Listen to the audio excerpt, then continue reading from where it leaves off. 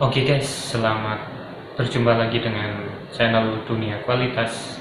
Di sesi kali ini, saya akan men-sharingkan tentang pendapat saya mengapa harus bekerja di industri pangan, atau kita memilih mengapa harus bekerja di PT atau di industri pabrik makanan atau minuman. Seandainya kita baru lulus atau sebagai fresh graduate ya, entah itu di kuliah atau dari sekolah. Kemudian kita dihadapkan kita ingin kerja di PT ataupun di industri atau di pabrik. Nah, dari berbagai pabrik atau industri pasti banyak bidang usaha yang dijalankannya. Kita sebagai fresh graduate atau lulusan baru pasti akan memilih kita akan kerja di perusahaan apa, di bidang apa, menghasilkan produk apa. Misalkan aja BUMN atau badan usaha milik negara, kan banyak usaha, bidang usaha yang dijalankannya, entah itu dari keuangan, penerbangan, sampai industri seperti pertambangan, perkebunan, sampai industri pangan. Nah, ketika saya baru lulus atau sebagai fresh graduate, saya akan mencari perusahaan atau industri yang basis usahanya atau bidang usahanya di industri makanan atau minuman. Bisa disebut fast moving consumer good, FMCG. Entah itu bagian office ataupun sampai di operasional pabrik. Nah, tentunya ada beberapa alasan mengapa saya memilih perusahaan yang basicnya di industri pengolahan makanan, minuman, atau industri pangan. Oke, tapi ini dari opini saya sendiri ya. Mungkin dari teman-teman ada yang nggak setuju, nggak apa-apa. Cuman saya ingin men-sharingkan dari pendapat pribadi saya.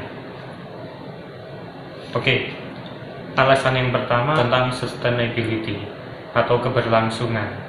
Yang pasti, semua manusia akan selalu membutuhkan makanan atau bahan pangan. Nah, disinilah sustainability atau keberlangsungan usaha itu akan terus ada. Selama manusia pun itu ada. Ada quotes yang menarik. Kalau kita ingin menguasai suatu negara, maka kuasailah energi. Kalau kita ingin menguasai atau mengendalikan manusia, maka kuasailah bahan pangan. Nah, yang kedua ini yang perlu kita catat. Jika kita aplikasikan ke dalam pekerjaan, maka kita akan lebih memilih ke industri makanan atau minuman atau industri pangan. Yang mana ketika semua manusia tak terlepas dari bahan pangan, maka kita bisa mengendalikannya dengan pengolahan pangan. Mungkin sejenak bisa kita tengok ke dapur dari ibu kita yang di rumah atau emak-emak.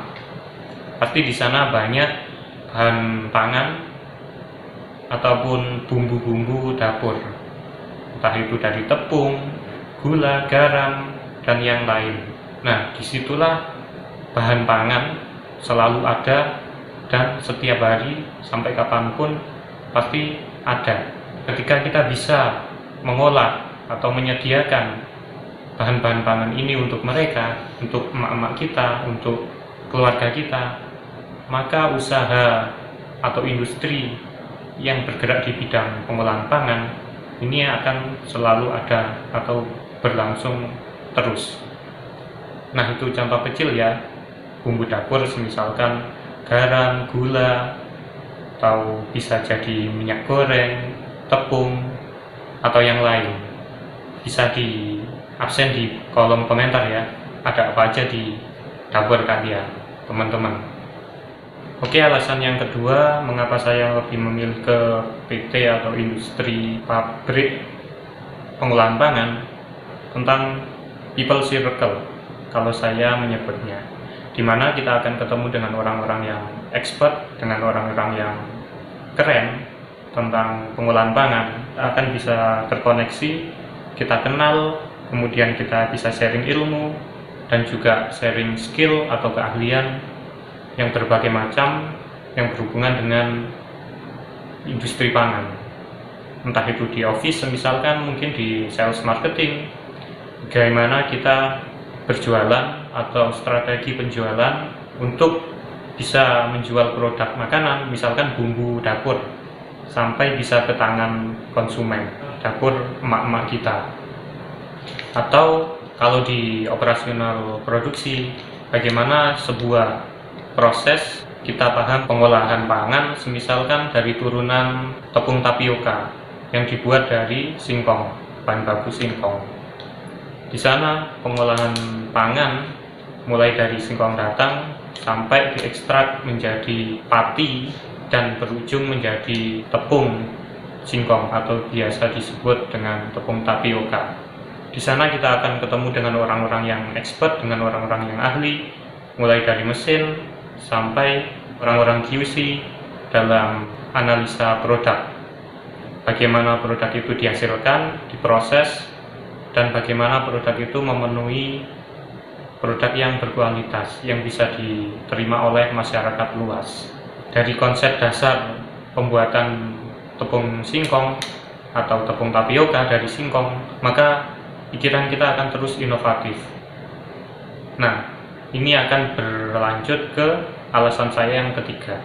Setelah kita sudah terkoneksi dengan orang-orang yang ahli, dengan orang-orang yang hebat, maka kita akan berpikir inovatif. Semisalkan kita udah resign atau udah nggak kerja di industri tersebut atau di industri pengolahan pangan tersebut, maka kita berpeluang besar untuk menjadi pengusaha dengan mengembangkan skill atau ilmu yang sudah kita dapat. Semisalkan kita sudah bekerja lama di industri pengolahan kerupuk atau pembuatan kerupuk, maka ilmu dasar dalam pembuatan kerupuk kita punya. Bahan-bahan apa yang penting dalam pembuatan kerupuk. Kemudian setelah kita resign, kita berpeluang besar mendirikan usaha kerupuk juga. Nah, misal di kampung saya adalah sentra ikan lele atau ikan-ikan kecil, ikan lokal, yang dimana komoditas ikan ini yang selama ini adalah terabaikan. Ketika kita sudah resign, kita harus bisa berpikir inovatif, karena dasar atau kearifan lokal yang ada di banyak ikan-ikan kecil yang terabaikan, kita bisa olah dia menjadi kerupuk khas daerah kita, atau mungkin komoditas-komoditas yang lain. Mungkin barangkali ada opini-opini lain dari teman-teman selain alasan-alasan yang saya utarakan tadi, atau bahkan mungkin yang nggak setuju juga untuk kerja di industri, khususnya di industri pangan ya, bisa kita diskusikan di kolom komentar. Sekali lagi, ini hanya pandangan dari saya aja. Mungkin ada pikiran-pikiran lain dari teman-teman yang menyimak dari video ini. Terima kasih sudah menonton.